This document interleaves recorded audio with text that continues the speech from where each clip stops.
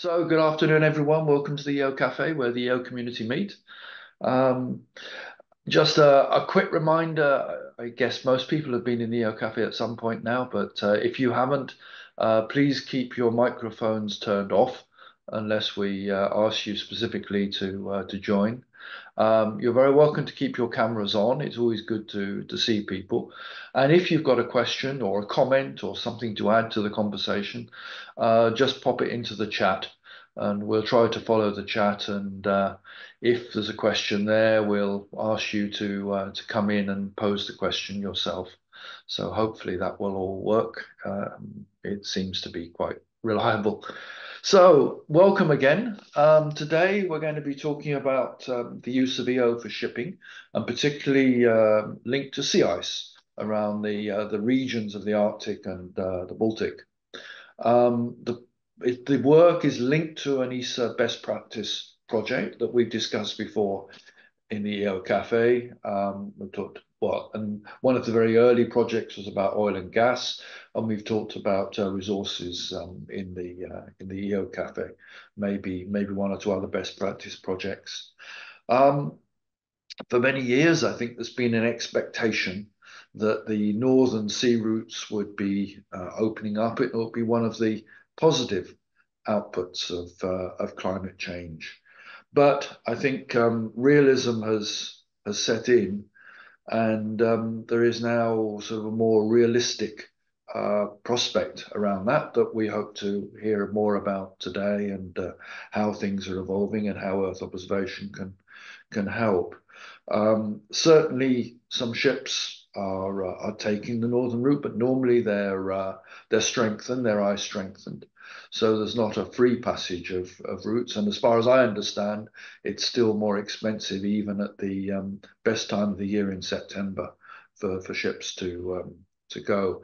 Um, Estimates are differing. I read the Copenhagen Business School estimate that it'll be around 2040 before the routes are consistently open for shipping for any period of reasonable period of time.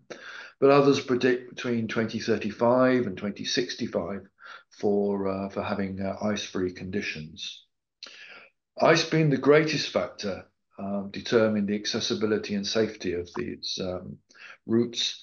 It's perhaps not surprising or not unsurprising that EO has a strong role to play.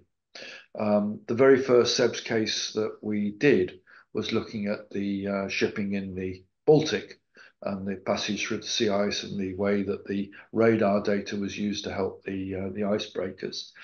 And we found very significant economic benefits through that. Now, the model is very, very different from the Baltic and the Arctic, and we'll come on to talk about that. But there is certainly a lot of ways in which EO can help, and hence this project looks to be a really interesting spotlight on what can be done and what the benefits can be. So let's dig in. I'm very happy to be joined today by Barbara Scarnato from DNV. Barbara is Principal Consultant and Earth Observation Lead with DNV. So let me start off as I do normally, just by welcoming Barbara and asking if you could just say a few words about yourself, your own background, and how you ended up working with DNV. Barbara. Hi, thank you so much for inviting me here. And I joined DNV back in 2016, and DNV is an independent assurance and risk management company. It's a knowledge company that is also reflected by the fact that we invest 5 or 6% of our revenue in research and development. And we use our know-how to advance safety and performance. We set the industry benchmark, and we essentially develop a solution to tackle now the global transformation and decarbonization. DNV is a very interesting place to work with because I have several business areas. And so we are a leading classification. Of course, we have a maritime, and which is the first business area, which is actually DNV was born with and was established. We are the leading classification societies, and is also like a recognized advisory for the maritime industry. We also work in the energy sector of value chain by delivering testing, but also like providing certification. We perform as well assurance of organization, product, supply chain. And we also have provide a digital solution to manage risk and improve the safety and operation. So this one I'm saying provide also software solution. This is also to say that essentially the know-how that there is a company is a very multifaceted. And now today, when we are tackling decarbonization and digital transition, to have this multifaceted background, it's very interesting, and we try to leverage to collaborate to go towards the decarbonization and the digitalization to help also the industry. Regarding my background, I have a degree in physics. I'm originally from Italy. I have a PhD from ETH in Switzerland in remote sensing. And I went after to the United States. I moved after to the United States, and where I worked at NASA, Ames, both in the Earth Observation Department and the Science Department and the Earth Science and the Planetary Department as well, which was Mars, which actually was kind of very fascinating to see how problems can be similar from one planet to the other, but also like the exploration of factor, how is it thrilling for how much we need essentially that thrill somehow. And then I've been working as a professor at the Naval Postgraduate School, and I was teaching remote sensing of ocean atmosphere and to Navy students mainly. So it was the Department of Defense, so it was mainly targeting therefore improvement operations, and research was along the line of target detection and signal processing. Then moved to Europe, and then after still some appointment in academia, I joined the Norske Veritas, where I think because I wanted to bridge my know-how essentially more to application and see actually how could have been utilized really from the stakeholders. And you're based in Oslo. That's correct. Are you alone as a remote sensing Earth observation expert in DNV, or is there a team with you? We are building a team. It has been difficult to hire, and so we are training new people with some background, and so at the moment I have a few people, 2 people, and we are establishing as well, and this is also a point of discussion to leverage and synchronize leverage capability, boost capability essentially. We are also establishing a training framework with the European Space Agency, in which we are going to have a trainee that are going to go to European Space Agency and The come. PyLab, yeah.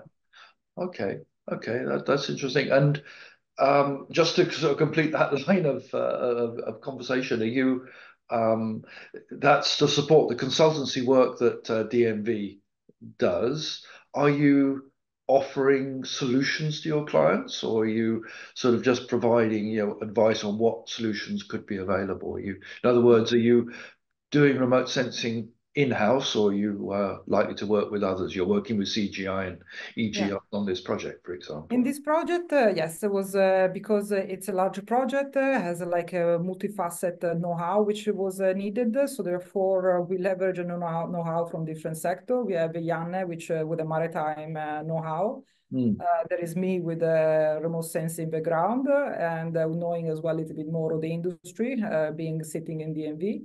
And then we have EGEOS with a strong background, of course, remote sensing, and the CGI for the platform. So therefore, was the partnership was made to leverage a maximum the know-how different Yeah. stakeholders. Yeah. Yeah. Yeah. Okay. So, but said this one actually, when we are delivering services, depends. I mean, but we have so far we have been essentially working transversely with the business area, and we provide the solution essentially. Yeah, I mean it's quite a step up to providing a service in that sense, even if it's an in-house service. Okay. Um, so your DNV is an international assurance and risk management provider. You're leading this project on the use of Earth observation in the Arctic and the Baltic. I mentioned it's a best practice project, but maybe you could tell us a little bit more about what the project goals are and Yeah. where you are, where things are. Yes, it's a project which is still in execution. It's the aim of the project is to understand how to uptake Earth observation in the shipping industry with in all the segment. So therefore, for ship design and construction, operation, insurance, certification, and all life. So gets all the components. And so the first phase of the project was in collecting the geo requirements, which were specific to the area of operations, therefore, of in the Arctic and Baltic areas. And the second working package, let me say, it's related to finding or mapping technology and technology capability. So satellites and technology capability to essentially fit the requirements. So that which were mapped in the first working package.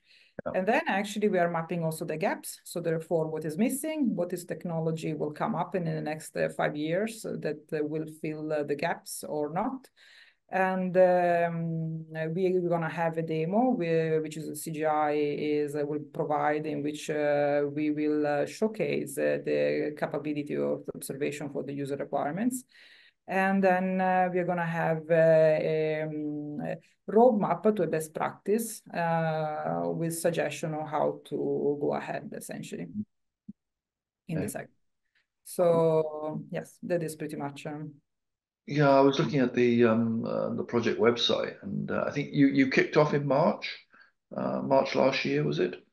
Approximately, yes. Yeah, and then you had a user workshop that seemed to follow very quickly as the kickoff. So you were pretty well prepared there. I thought it was quite impressive to line up so many user organizations in a workshop so quickly. Well, we have the advantage that actually we have the maritime segment in the house. So therefore we have so therefore it's very easy to have the connection with the stakeholders. Yeah, yeah, And yeah. there's a bit of the advantage of to be in DMV because we have so many business area and the direct connection with the with the stakeholders. So the project, is it solely about shipping, or is it about also sort of exploration and other aspects of monitoring of the Arctic and the Baltic? It's the project itself. It's only about shipping. Right. And but of course, when you are executing the project, you start to connect arrows. So therefore, it's also a question, therefore, understanding the evolution of the IMO polar code, the new regulation is coming, how is Yeah. embraced in non-solar vessel, and and yeah, and also like a different aspect that they are not treated in the discussed in the in really in the execution of the work, but I mean, but they are kept in mind, right? Somehow. So therefore, yeah. So somehow. Yeah, maybe come back to that. But I think in your first report, you talk about 29 business challenges.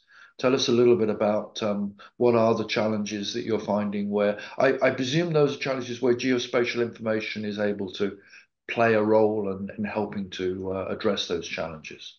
Yes, there is a mapping that is, there are different business processes, for example, ship design, or ship construction, insurance, certification, end of life, operation. And for each of these business requirements, there are different challenges, different requirements. For example, if we need to think about ship operations, there are different requirements, for example, that can be given also from the Mopolar code, if you want to take that part of the challenge, which could be, for example, like the part of environmental protection, for example, on oil spills. So therefore, there is a mapping, therefore, what is the requirement, and therefore, what is the geoinformation requirement that is needed. And so therefore, for example, this point that could be hydrocarbon contamination. And so therefore, what kind of sensor can provide the hydrocarbon contamination. So therefore, there is a mapping which is done, which is focused on multi-technology and multiple satellite and multiple technology, because the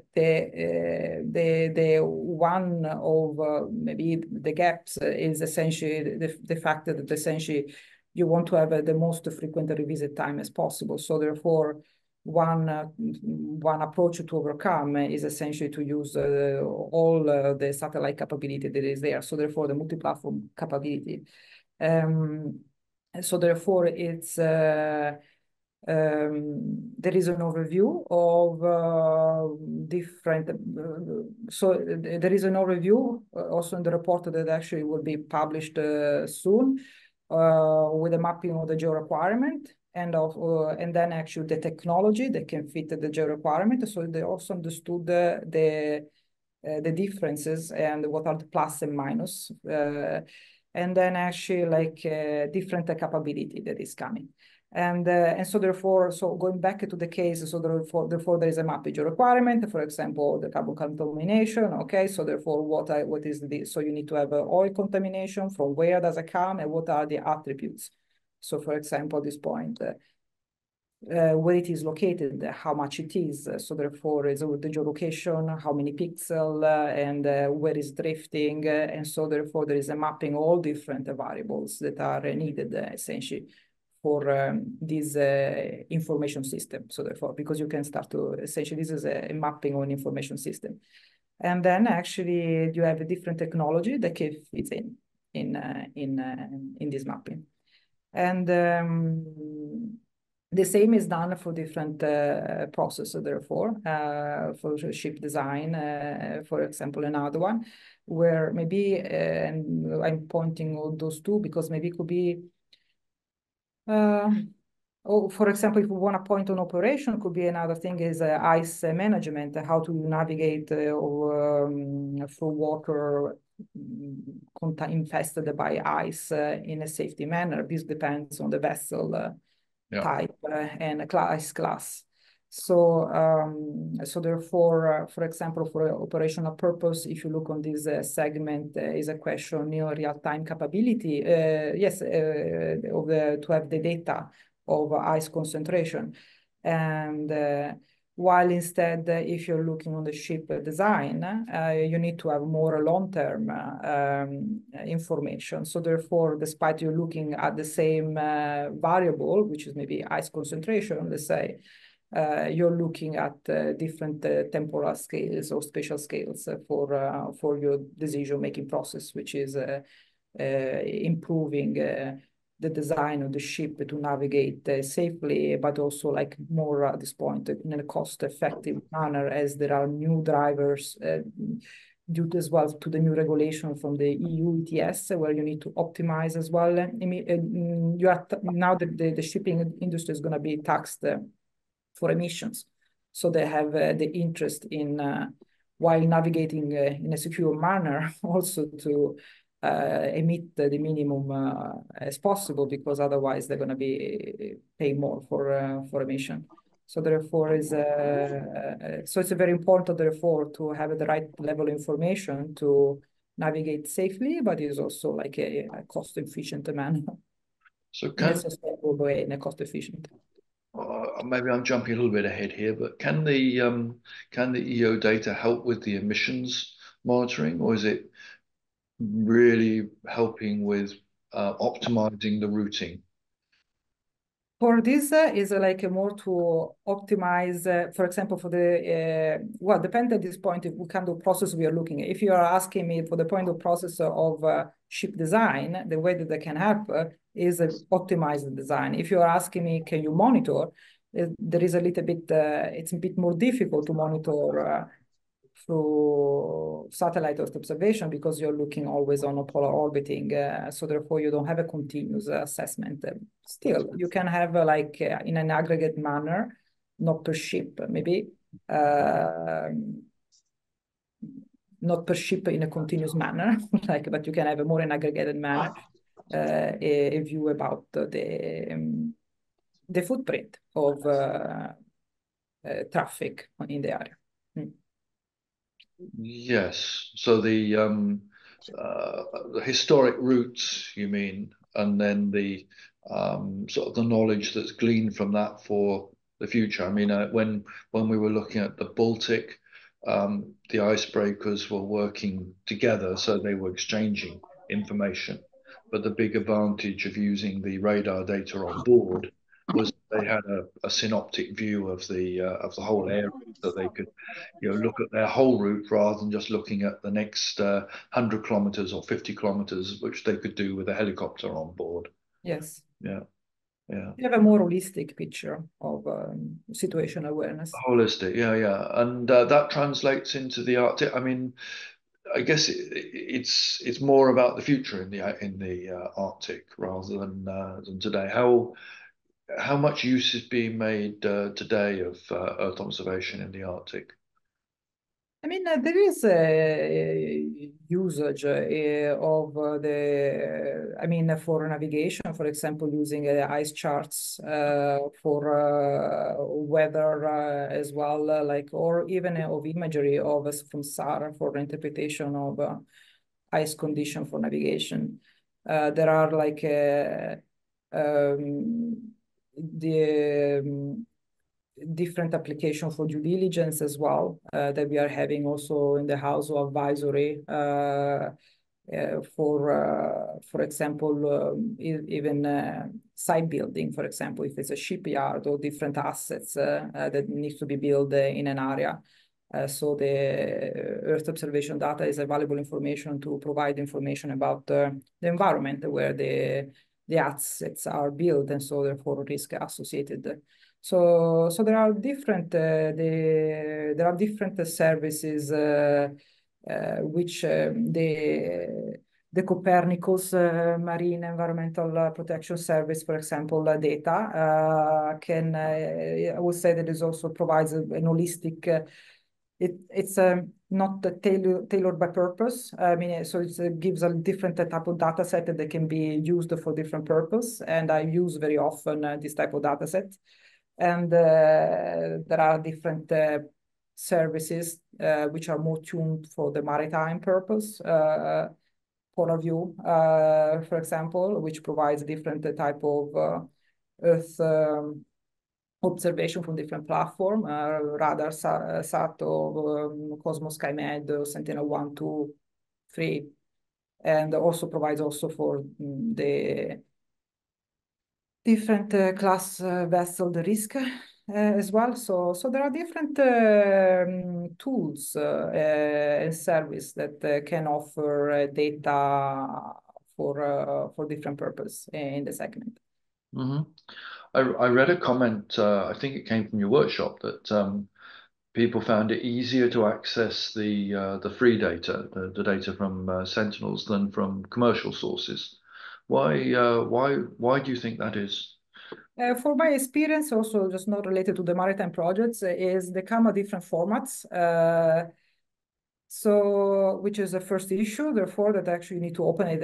I mean, a data set which is just even to open at times is difficult. So therefore, no standardized formats is an issue.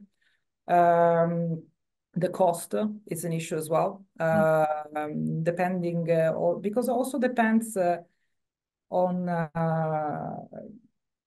the business model applied. So it's not just the business process, but it's also the business model, which is also tied to the vessel type. They have different business model operating. So therefore, how you implement Earth observation for each different sort of business model, which depend on the vessel type, it will be different. Because they have different muscles, different capability, different know-how. Yes. Yes.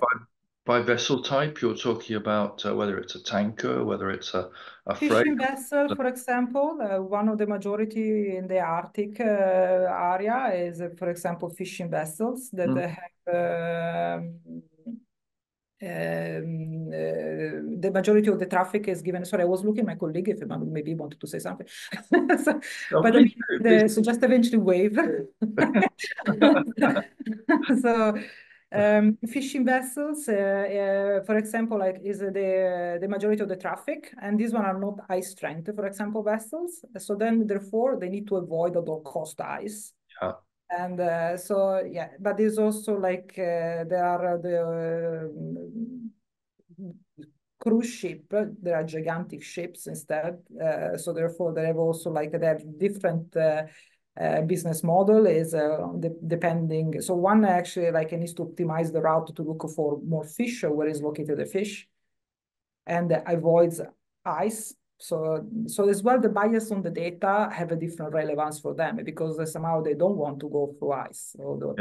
So the cargo ship has a different business model because it's like a question of time of arrival because they have a cargo and they need to arrive safely in a port, and so therefore they look at route optimization, weather forecast to arrive timely and safe to deliver the goods. The ship cruises, they have a different business model depending on occupancy, ticket of the price, and so therefore they look more on the safety and comfort of the not the crew, of the passengers, yes. So hopefully, wishfully avoiding rough weather.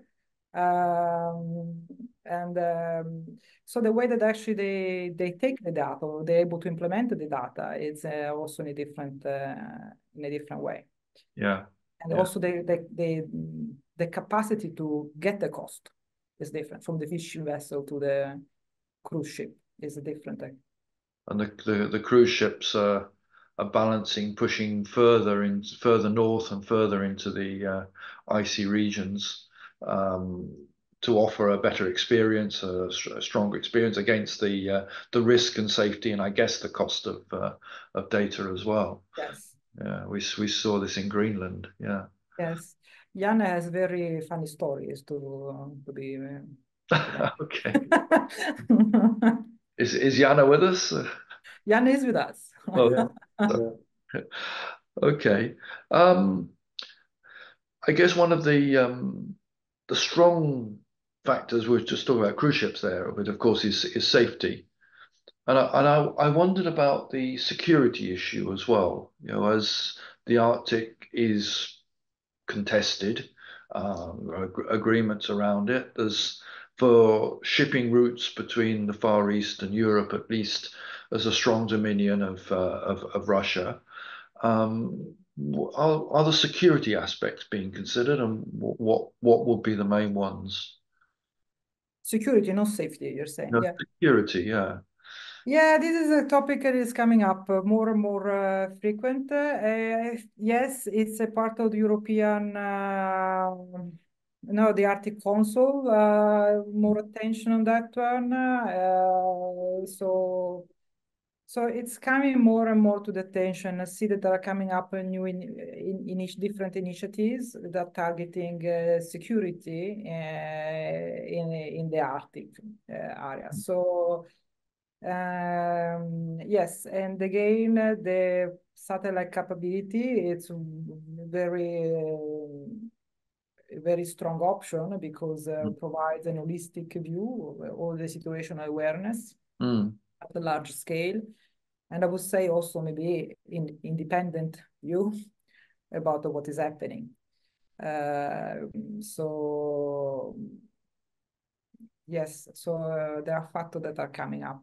Yeah, and counter to that, I mean, operating in the frontier regions, a bit like space or deep sea, often requires cooperation. And I'm thinking again of these routes and icebreakers and the safety aspects will certainly require icebreakers coming from Russia or other countries in the region. So cooperation and an environment where cooperation is possible are extremely important, and I guess that must feature a lot in your analysis. Yes, so yes, the cooperation is definitely one factor which is highly considered also for research and rescue operation. Yeah. Yeah. I don't know So, if Jan wants to add anything else like regarding the. Yeah, I guess the security side was quite well covered, and what we see that more assets are put in with capabilities of operating in the northern areas, and yeah, the security for other shipping is then kind of going under that say government umbrella, and then the safety, yeah, that's of course utmost thought for everybody, and there of course having the situational awareness that observation might provide is a very useful tool, and it's utilized there, maybe even more because of the sea ice than elsewhere, directly on board the vessels. That vessels would actually use, as Barbara mentioned, even SAR images from some satellites to look at how the ice was some hours back. Which is what we found in the Baltic. It was a big surprise to me at the time that the ship's captains were themselves interpreting the SAR images, which is quite a specialized task, as Barbara, but the logic being that they've got the in situ data right in front of their eyes, so they can make a reference to the image and interpret the image based on real data just by looking over the side of the ship. Yeah, but this also brings the attention to the fact that the crew needs to be well trained and to understand. So this one also the human factor as well, and be able to interpret the data. So this can be very subjective. So therefore, because depends essentially on the captain know-how or interpret the imagery, and also what you're looking outside of your window, essentially, because that can be very subjective, the interpretation. So therefore, this one on the side is very impressive. On the other one is also like there is room for errors, or let me say for improvements, because I mean that it's a subjective, essentially, interpretation. Okay, so just a reminder to everybody: if you've got any questions, please just pop them into the chat and join us in the discussion. But now let's just go back to the project and maybe what are the main findings so far? What results are coming out of the project? Let me think. I think that actually, like, in my opinion, the main factor is that there is a large amount of technology that can feed the requirements and so forth. I think it actually, like, maybe my attention at the moment is on the human know-how. Meaning that actually, like, I think there is a lack in all the business processes. It's not even in the shipping segment, but I think there is a limit. I mean, I think that we are really working in silos. And so the Earth observation community, the maritime community, And so therefore, I think that actually there is a lack of knowledge about what is the available technology, what is the data that is available, what the processing capability, analytical skills, where to get the data. For example, we mentioned before the captain that has sees this data, but at times doesn't know where to get the right data. So therefore, in this one, can lead also to accidents or contingencies because they found themselves in situations they don't want to find because they didn't look on the right data. So I think that actually, at the moment, I'm kind of like I have my strong attention on enhancing collaborations between different segments to essentially boost the know-how, because if we do so, I mean, we can improve as much of the technology, but we are not able really to leverage it because we don't understand really how it's applied in the business process. Yeah. What is the limitation for the business process? So that is at least my personal reflection. Despite there are objective as well, other objective maybe limitation, which can be like the fact that the stakeholders can have different needs, as I was mentioning, from the fishing vessel to the cruise ship. But it's also like, but also if you're operating offshore or you're operating on the government, for example, or you're operating on the deck. So therefore, there needs to be an infrastructure capability that is able to satisfy the variety of needs of the stakeholders, and which are exposed to different challenges. So therefore, standards that actually are able to be well implemented, that are able to be imported as well, visualized in a navigational system. And regarding the data, for example, like we improve the accuracy of data products, which is actually like might be limited as well by the not availability of so many validation point sources. But anything that actually also can improve accuracy, revisit time, decrease in the spatial resolution, because given that we are in an environment which is extreme, which is actually has extreme variability as well. This one I introduce bias as well in different detection algorithms as well. So the variability, and so therefore, the smaller is the pixel, the better you are able to decrease your increase the accuracy of the detection. So therefore, it's anything that is actually like helps to. So therefore, increase, for example, utilization on multi-platforms. So to increase the revisit time, improve the algorithms that actually for fit the purpose of different stakeholders.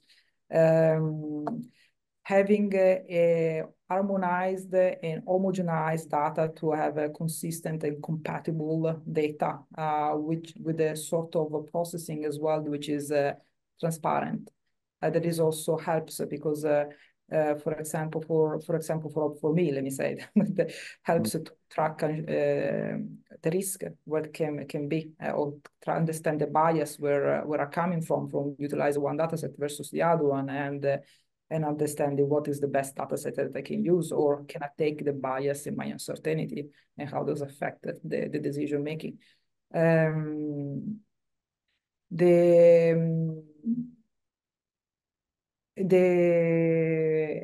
after is also like a question of so therefore I was mentioning infrastructure, human know-how, the standard, the formats that needs to be standard and protocols as well. There was something else that I want to. Broadband capability is starting to be better. I mean, with the broadband capability, communication, that is also an important aspect, because it's a remote area, so you need to have a connectivity to have to. And with the Starlinks and the EOSat are both capability which they increase the broadband availability and capability. EOSAT will be launched in 2024. So soon we'll start with the. But these limitations mitigate against or conflict with providing. We were just talking about imagery to the captains on board.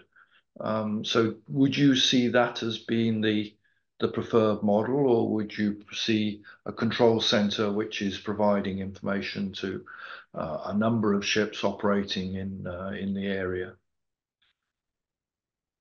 I don't know.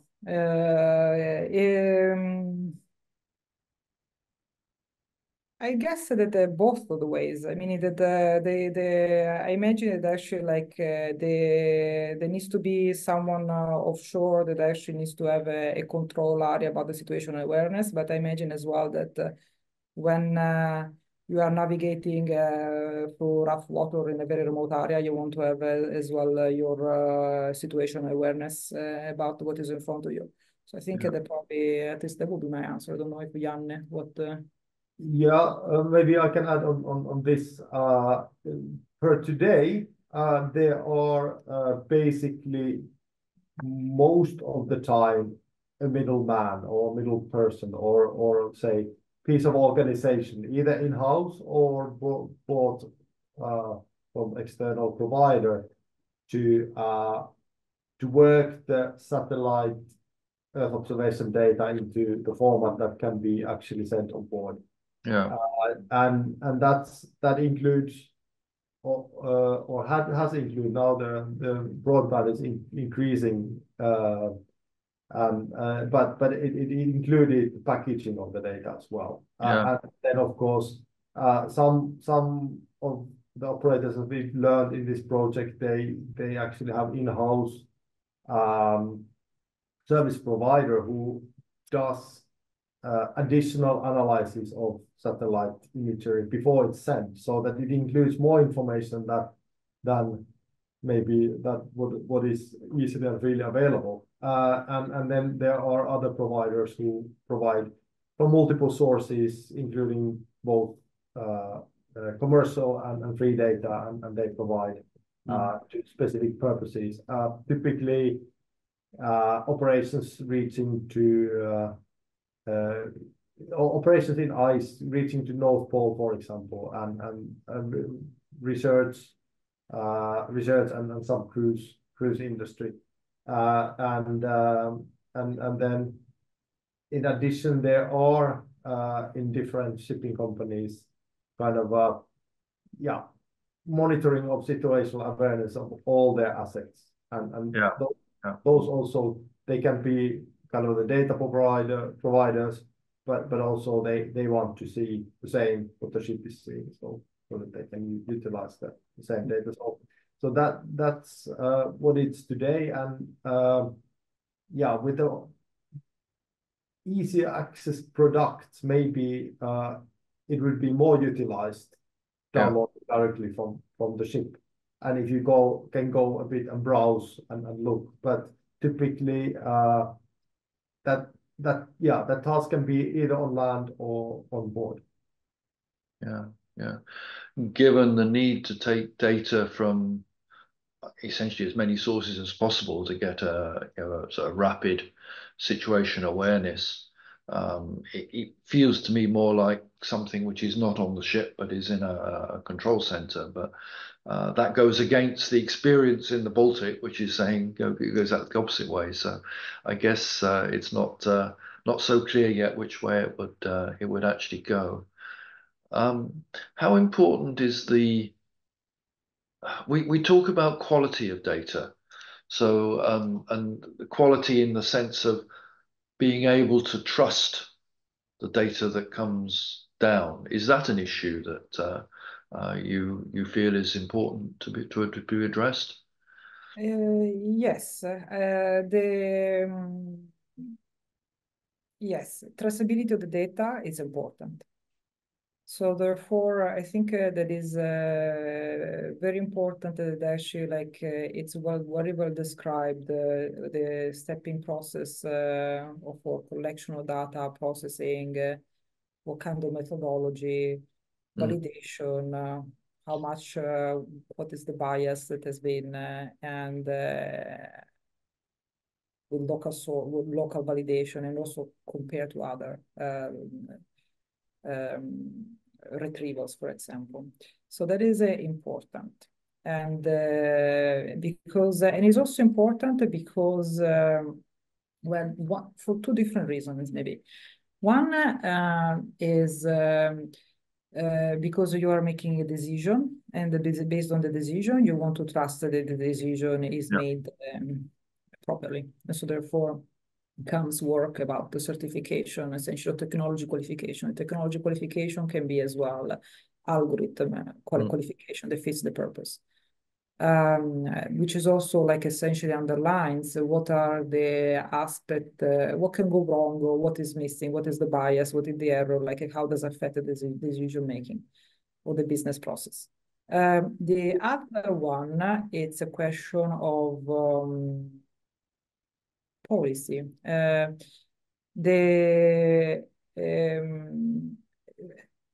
We needed to be able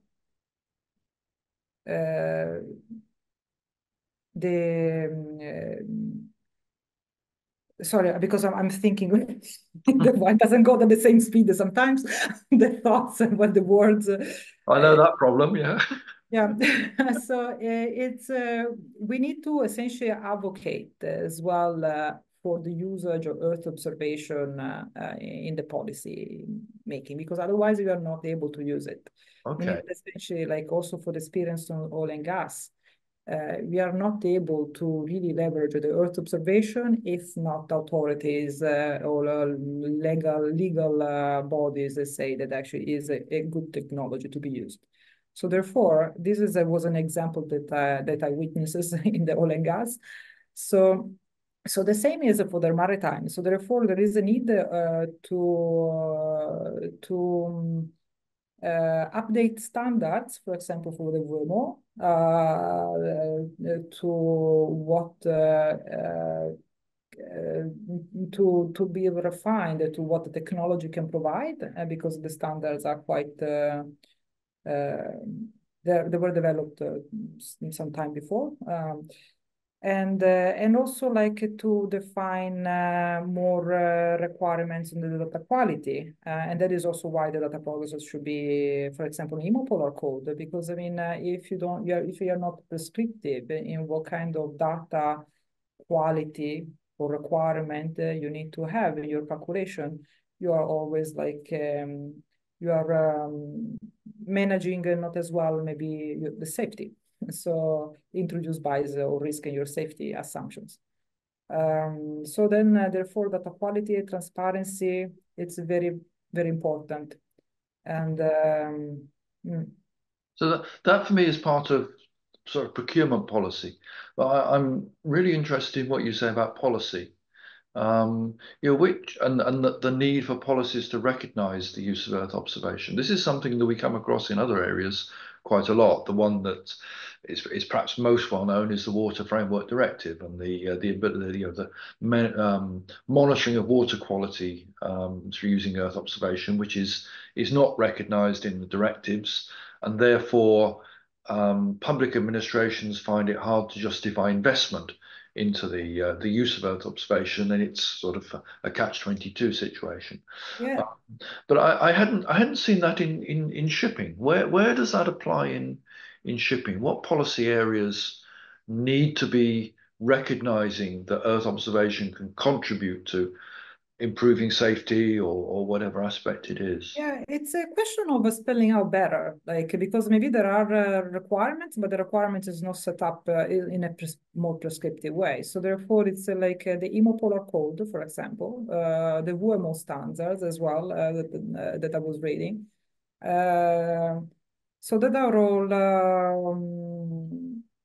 they're all going like, so it's a question like to recognize that we are going like with the Arctic Council is in alignment with the Green Deal. With the Green Deal, like there is a question about the decarbonization, and the digitalization is a way to go through. So essentially, all the mechanism needs to go therefore following. So there is a taxation, therefore, that needs to be done. Shipping, it needs to be, it's taxed based on, at this point, on emissions. So you have a monitoring verification as well needs to be done. And we are in all the industry, not at this point, just in the shipping, looking at now at this point at very large scale. It's not anymore just a ship emission, but it's a well to wake. The same if you take any other business segment. So it's all the supply chain, scope 1, 2, and 3. So then when you enlarge with such a large spatial scale and processes, all the approaches that we were using before, they fail because they're not scalable anymore. So therefore, there is a new technology needs to be brought in. But the problem is if it's a regulation says that you need to provide the data at a specific unit, and the data doesn't give that specific unit. And now I'm referring something in my mind that I had for another project, that's not even related to maritime. So then therefore is not something that I can use because the regulation set that I need to give with a technology that gives me at that specific unit. With the oil and gas, for example, with the EOcafe, so there was like there was a question that was raised about reconciliation with top-down and bottom-up estimates of emissions. And that means essentially that because they have a component, essentially like for different assets, a component analysis, so how much component it can be emitting. And this is a bottom-up estimate. So that means, so therefore, but it's an estimate. So because if you have a leakage, you don't know, because this is essentially by just statistically each component, how much can be emitted. So, and the bottom up instead is what is coming from any other sensor data. So if you get an aerial measurement, if it's a drone or an helicopter or whatever other platform or satellite in the end. So they give you a top-down measurement. But the question is to reconcile the bottom up and top down. Only in this way you can say that actually there is a unification and you know that actually you have a verification that actually what is emitted. The same is a concept that is going to be applied, it will be applied for a maritime. Now there is a question therefore of emission that needs to be reduced. So it's a question, they need to say how much is going to be emitted. And so therefore we have estimates of how it's going to be emitted. So therefore we need to find as well a way to have the full supply chain essentially with which can provide information about the specific fuel that we're using, how much is going to be, and during operation, from extraction to operation or how much is emitting. So this one can be only done through cooperation. Because and that is also bringing one point when you were saying as well, we work transversally with all the business area, and which is a beautiful advantage to be working in DMV. And but there's also like we other partners, for example, with this consortium to leverage know-how different because it's so multifaceted at this point, the problematics, which is it's really impossible to face just by one person. Yeah, it's one of the facets of Earth observation is you're trained in the there's a the broad application and the range of knowledge that's required. We have got one question which I'd like to take. Renat Unitov. I hope I've got somewhere close to pronouncing your name correctly. Do you want to come in and ask your question? I don't even know what Polaris is. So. No, it's a risk assessment for the ice-going vessels, and not only ice-going vessels. And so I work for Secor. We are located on the other side of Atlantic, but we do have sea ice. We found through using of EO products, we found that the government issued navigation sea ice charts are very conservative. And there is a big call to, there's huge areas if you allow vessels to go based on EO products rather than based on ice charts, regular ice charts. So my question is how industry shipping industry and oil and gas industry can approach these high-level standards. And I'm just wondering how you guys do it and if there are any thoughts or roadmap for it. Yeah, I completely agree on this one, and we recognize at this point the charts are way too coarse, and definitely. But this is a point on what I was mentioning, like a WMO standards, and if the WMO standards is saying that actually need to provide it this eggshell that tightens a little bit on how you deliver information. So therefore, it's a question to advocate at this point of what is the new capability of Earth observation, and essentially define what is safe, and define therefore new rules for what is safe, and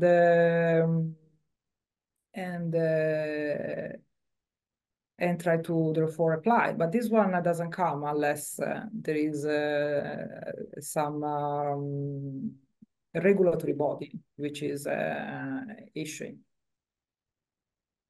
Yeah, thank you. Yeah, maybe I can add on that. And nice to meet you, Renat. I think we met back in the day. Yes, Janne, very happy to see you actually. We've been on Icebreaker Uden back in 2012. Yeah. Or 11. Oh, is it that far away? No. Oh, sorry. 2012. Yes. Okay. Yeah. But it doesn't make any better. It's some time back. Okay. But anyway, yeah, that's a valid point, and the ice charts. But basically, Polaris doesn't say that you have to use the ice chart, and then you could use any other better ice information, as you pointed out from satellite Earth observations, and then I guess the approach that you can show that the information is reliable and providing information that can actually be trusted to then provide you the right calculations, so that the concentration and ice types are properly interpreted from the Earth observations, that you can actually then plug it in, and yeah, I guess you could do that, I think, within the framework of Polaris, but the data is not there. At least if I go and try to search this information, it's not there. But that's satellite Earth observation people. They can help us there and provide actually very much fit for purpose from observations. And that said, there's been some say programs to calculate the Polaris calculation directly from satellite data. I know people in Meteorological Institute in Finland and also at UNIS, who's one of our stakeholders, University Center in Svalbard. They've been working on these kind of things, and but that's been more something for local experiment for a period of time, and that information then should be provided over a longer period of time, or at least when your vessel is there. So that could be part of the solution, but would require a new type of product to actually get more accurate information. Concentration, I think the satellite get quite well. Ice type or ice thickness, that's more difficult. Yes. That's the way to go to open more for operations with that more accurate data. How much does the insurance sector get involved there? Yeah, that insurance is interesting. This is already way back. They weren't setting any extra premiums back in the day for the Arctic because there was no accidents or incidents, no statistics that something goes wrong. Things have been pretty good.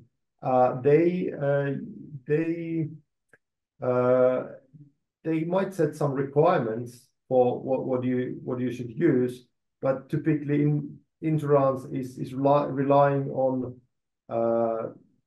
the statutory requirements and the class society's requirements for vessel and its operations. Again, and then of course part of this story is that if the vessel is operating beyond its capabilities, so it's not complying with the Polar Code, which is a statutory requirement, then of course there might be clauses that okay, insurance won't maybe cover your losses, and that forces then operators to keep within the safe area, and that's important element of Polar Code, that you would know the vessel's capabilities and limitations, that you know what you can do, but then to get the understanding of the environment, that how that relates to your capabilities and limitations, that their better and holistic Earth observation information can provide a useful piece of the puzzle. Okay. Thanks for that clarification. We've really just overrun our time a little bit. Barbara, can I invite if you have any last messages you want to convey from the project, or from DNV for that matter, and then we'll close the meeting. Yeah, I think that actually my last message is that maybe it is a complex topic which involves essentially a multifaceted know-how. So therefore, like the only way to tackle it's like an increase of navigation in those areas is actually by have a stronger stakeholder engagement and communication between different communities, which is so therefore the law and the maritime community. So yeah, maybe that is my last essentially statement. Collaboration. I think that's a very positive message to end on. It's certainly something that we see in so many different areas, the need to cooperate and collaborate and develop partnerships. So I think that's very, very appropriate. The results of the project will be available when? By the end of the year, I suppose.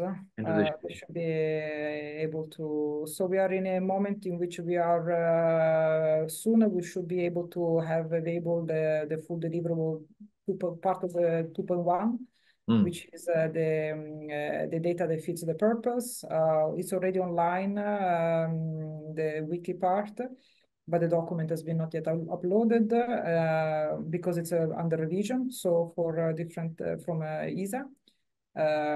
So it's a draft at the moment at the wiki, so there could be some changes. So yeah, we are working currently on the gap analysis and the elements of the uptake, while the CGI is working on the platform at the same moment. So I think that actually by the end of the year, we should be able to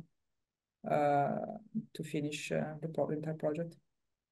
Okay, so there is a website, EOFABAS, if anyone wants to go and look further. And good luck with the rest of the project. And thank you for being with us today.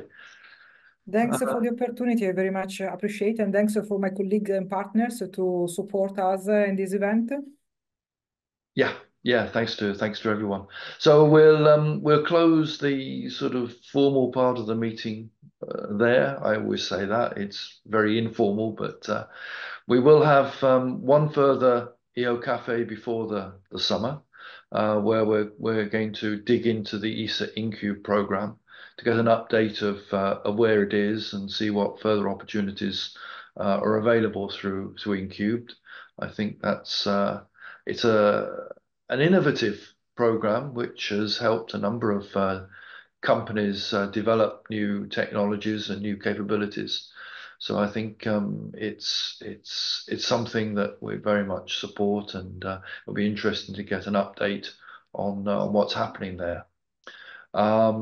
Before that, there's the EOcafe, Expandio coming up, but I think physical places for that, I think it's now closed. But if anyone wants to join any of the online sessions, they can still do that. We have some sessions linked to Seb's, and at that point, let's close down. We'll cut off the recording. Anyone who wants to join in, just please open up your microphone and join in the discussion. Thanks to everyone.